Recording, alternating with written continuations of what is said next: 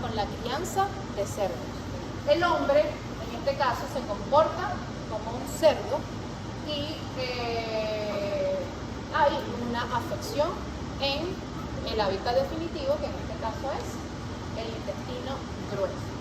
El ciclo de vida es exactamente igual, se alterna entre los quistes y los trofozoitos.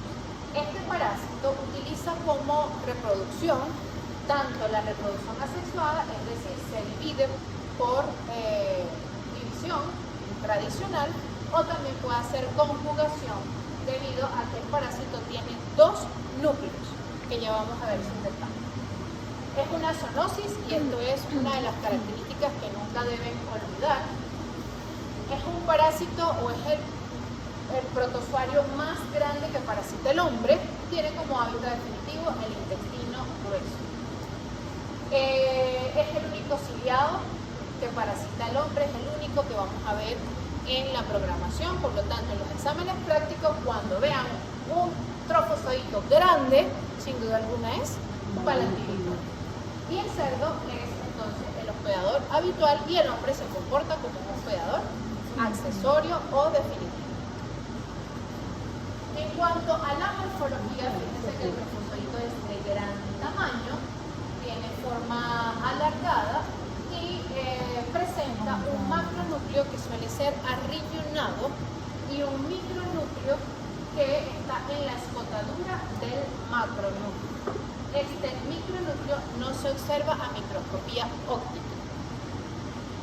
Y la membrana está cubierta de cilios y además este parásito tiene una porción anterior que simula una boca, que se denomina citostoma, y por la porción posterior, por donde ingresa alimento, y la porción posterior se llama citopigio, que es un orificio donde elimina los desechos. Los quistes son redondeados, se observa una membrana gruesa refringente. En el interior vamos a observar los cilios porque los quistes son básicamente el mismo trofozoito enquistado en una porción más pequeña. El mecanismo de acción patógena, igualmente tenemos un mecanismo de acción patógena mecánico que ejerce el parásito a través del movimiento de sus cilios. ¿Okay? El parásito tampoco invade, sin embargo, hay literaturas que refieren que a través del mecanismo de acción patógena enzimático es capaz de llegar a la mucosa y a la submucosa. ¿Okay? Sin embargo, no es un parásito que va a invadir la mucosa como lo vamos a ver con el caso de entamoeba histolítica, y ustedes van a ver las manifestaciones clínicas en la mucosa.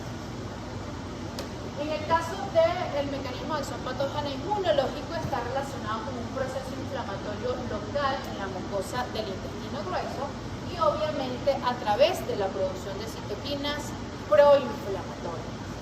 En cuanto a las enzimas que utiliza el parásito, una de las más comunes es la hialuronidasa, que es la que utiliza el parásito para invadir la mucosa. El movimiento de los cilios son capaces de ejercer como una especie de mecanismo mecánico netamente, como que si estuviéramos agarrando un cepillo, una escoba, y rozando múltiples veces por una superficie. Ese movimiento constante que hacen los cilios del parásito, como una especie rotativa, es la que va a generar una invasión a la mucosa o la erosión a la mucosa del intestino grueso. Y obviamente, como en esta porción hay heces con bacterias, se generan úlceras o abscesos producto de una infección secundaria por bacterias debido a la lesión que deja el parásito en el hábitat definitivo. Y en algunos casos se puede observar necrosis de las porciones del intestino. Entonces, recapitulando, la patogenia está relacionada básicamente con el movimiento de los cilios que va a ocasionar un mecanismo de acción patógena mecánico y a través de una respuesta enzimática que es la que ocasiona el daño en el intestino, y por lo tanto aquí pudiéramos tener igualmente eosinofilia, y una de las complicaciones características de la mala antibiosis es perforaciones, colitis fulminantes, apendicitis, inflamación y abscesos. En cuanto a la sintomatología, casi todas son asintomáticas, pero en el caso de presentarse hay un cuadro disenteriforme, es decir, heces formadas con hilo de sangre. Hay piporexia, tenesmo, porque está en la porción del intestino grueso, náusea, vómitos y deshidratación. Es poco frecuente, pero una de las complicaciones, como le decía anteriormente, es la perforación intestinal. Ok, en cuanto a blastocisis, recuerden que les mencioné que está clasificado en un reino totalmente aparte que se denomina cronista. Es el agente causal del cuadro denominado blastocitosis. Yo me imagino que ustedes en algún momento le han reportado en las heces blastocitis y ya ustedes saben perfectamente cuáles son las manifestaciones clínicas. ¿Okay? Tiene una distribución amplia. Es muy frecuente en zonas tropicales y subtropicales, justamente por las condiciones ambientales, y en Venezuela se ha reportado del 40 al 60% en la población humana.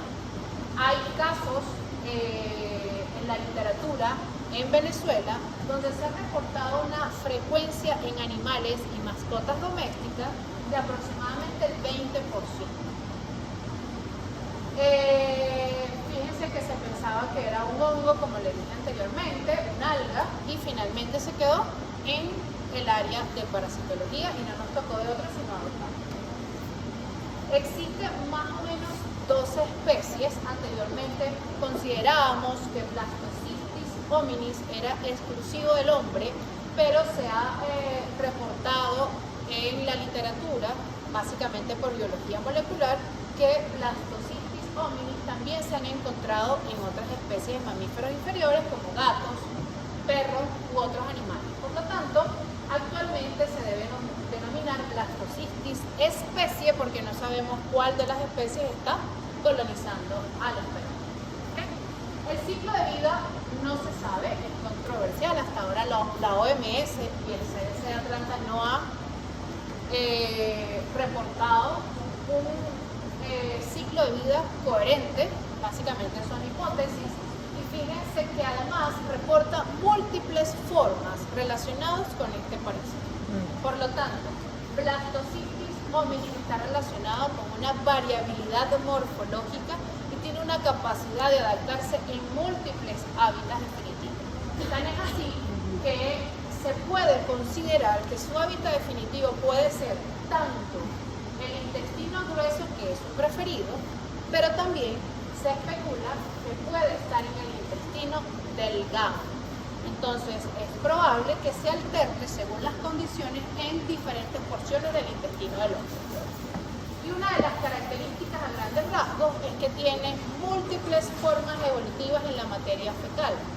Entonces, en este caso vamos a ver diferentes formas evolutivas, porque ni siquiera lo vamos a denominar quistes, porque no se considera como un quiste, simplemente se dicen formas de blastocitis.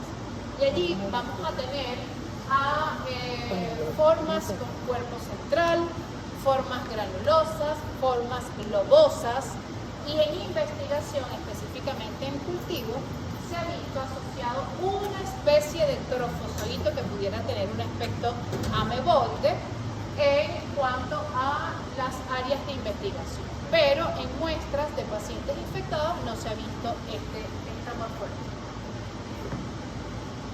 Está relacionado con una patogenia, no se sabe cuáles son específicamente el mecanismo de acción patógena, pero básicamente lo que se sabe es que hay producción de proteasas, específicamente cisteína proteasa, que está relacionado con el depósito o almacenamiento a través de vacuolas de este parásito. Hay producción de IgE-asa, por lo tanto es una proteína o una enzima que es capaz de lisar IgA del hospedador, y esto es uno de los mecanismos de evasión de blastocitis. Hay cambio de la permeabilidad por la presencia del parásito. Probablemente hay invasión, no lo sabemos, no se ha hecho estudios al respecto, pero hay un daño por efecto citotóxico y obviamente esto genera la muerte programada a través de apoptosis. No se conocen los mecanismos relacionados a la patogenia de este parásito, por lo tanto todo lo que hablemos es especulaciones o controversias. Sin embargo, las manifestaciones clínicas sí se han descrito. Hay dolor abdominal, en algunos casos escolitis, náuseas, hiporexia, hay diarrea aguda y crónica. Suelen ser diarreas explosivas, diarreas intermitentes, hay distensión abdominal, ¿okay? Y en algunos casos puede haber lesiones cutáneas, pero casi siempre está relacionado con pacientes inmunosuprimidos o que tengan alguna condición de base. La intensidad de la sintomatología suele estar relacionada con la cantidad de parásitos que encontramos en el hábitat definitivo. Casi siempre hay flatulencias, diarreas que pueden llegar a ser profusas o explosivas. En Venezuela, específicamente en la Universidad Central, se han hecho múltiples estudios con este parásito y se ha demostrado su papel zoonótico. Es decir, lo encontramos tanto en hospedador humano como en hospedadores animales. Fíjense que en la gran mayoría de las investigaciones se han encontrado blastocistes de diferentes formas y describen aproximadamente en este estudio un 21.2% de prevalencia de este parásito en los pacientes evaluados. Por otra parte, estudios en el 2021 son recientes, detectan un 19% de prevalencia de blastocistis. Lógicamente hay otros protozoarios involucrados, pero el que mayor encuentran en los individuos evaluados es blastocistis. En este caso, fíjense que este estudio fue reciente, 2023-2024, donde estudian las heces tanto de cuidadores como sus mascotas. Y allí incluyeron tanto perros y gatos. Y se ve, o en base a los estudios relacionados, la relación, el OR, en cuanto a la prevalencia de blastocistis, tanto en cuidadores como en animales, se encuentra que hay 3 veces de riesgo para aquellos humanos que tienen animales o mascotas. ¿Okay? Y entonces uno pudiera especular que quizás los blastocistis que normalmente tenemos los humanos tiene como fuente de infección una fuente animal, ¿okay? Que casi siempre es nuestro mejor amigo, el perro o la mascotita que tenemos en casa. En cuanto a los factores de riesgo de los protozoarios intestinales, está relacionado con alimentos contaminados. Todos ingresan a través de la vía oral, por lo tanto, el ingreso de alimentos o agua contaminados, el perrero en la calle, después que salimos de la rumba, nos comemos la ensaladita de repollo, que no sabemos cuál es la procedencia. Allí es muy común que esté algún protozoario. ¿Es difícil que esté algún helminto? Sí, pero es muy probable que esté algún protozoario relacionado con las ensaladas o la comida que comemos en la calle. Incluso el agua. Casi siempre el agua que tomamos en casa consideramos que es el agua potable, pero resulta que recargamos los botellones de agua en los diferentes tiendas de recargas de agua y no sabemos cuál es la condición de los filtros y el proceso del agua que consumimos. Entonces, este, digamos, es el medio más común para la infección por algún protozoario. Obviamente, los vectores mecánicos, que siempre hay moscas, cucarachas en casa, ¿okay? Por lo tanto, el procesamiento de los alimentos tiene que ser riguroso, tapado de agua y alimentos, porque podemos tener alguno de estos artrópodos involucrados en el. Y lógicamente el cuadro diarreico va a estar relacionado con el agente causante. ¿Okay? Entonces, sabemos que el diagnóstico integral está relacionado con un diagnóstico clínico, epidemiológico, parasitológico e inmunológico. Y el hallazgo de trofozoitos o quistes nos indica que está en fase aguda o en fase crónica. Relacionado con el trofozoito, siempre con una fase aguda de la enfermedad y la fase formas quísticas. ¿Okay? Los cuadros diarreicos a considerar en este grupo de parásitos es una diarrea acuosa, porque en algunos casos los parásitos están en el intestino delgado, por lo tanto es característico este tipo de diarrea. Esteatorrea, específicamente cuando hablamos de giardia, es decir, heces con grasa, suelen ser heces muy fétidas, producto de la presencia de la grasa en las heces. Disenteriforme, que casi siempre está relacionado con tricuris, que ya lo vimos, y ahora le incorporamos a Bacillium coli. Diarreas explosivas con Blastocystis hominis, y también puede estar relacionado con Dientameba fragilis. Entonces, según el cuadro diarreico y la clínica del paciente, nosotros pudiéramos extrapolar qué parásito vamos a encontrar en la materia fecal. Lógicamente, las condiciones socioeconómicas es parte de los factores de riesgo de este grupo de parásitos. ¿Qué diagnóstico vamos a utilizar? Diagnóstico confirmatorio, porque todos eliminan formas quísticas en la materia fecal. En ese caso vamos a utilizar otras metodologías que aún no hemos visto, y una de ellas es, por ejemplo, el método del formol tritonéter. Ese sí lo conocen. Formol tritonéter y FAUS, y el FAUS es un método de concentración específico para protozoarios. El examen simple de heces también se utiliza para los protozoarios, suele estar relacionado con exámenes seriados para aumentar la probabilidad de encontrar parásitos, pero es mucho más frecuente encontrar protozoarios en las materias fecal que el mintus. En las heces que ya ustedes han evaluado en la práctica, todas y cada una de ellas tienen muchísimos protozoarios, solo que no lo observan porque son más pequeños, no lo conocen y no los identifican. Cuando vayan a la práctica se van a dar cuenta, ah caramba, estos eran protozoarios. Y específicamente para el caso de tricomonas se puede realizar en el caso de las mujeres con flujo vaginal, y específicamente para el hombre sedimento urinario, y estas condiciones lo vamos a ver con mayor detalle en la materia, en la práctica correspondiente a esta unidad, y también lo vamos a discutir en los seminarios.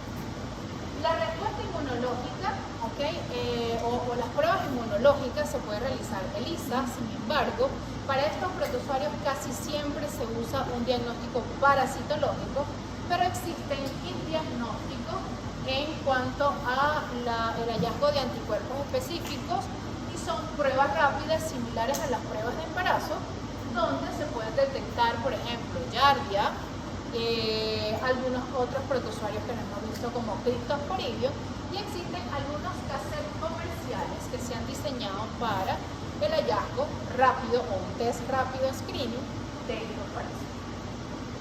Biología molecular siempre es útil, sin embargo, la prueba, la reacción en cadena de la polimerasa es una prueba costosa y suele utilizarse para estudios de investigación o en aquellos casos donde no podemos tener la facilidad del hallazgo de estos parásitos por las técnicas tradicionales. Esto es todo por hoy.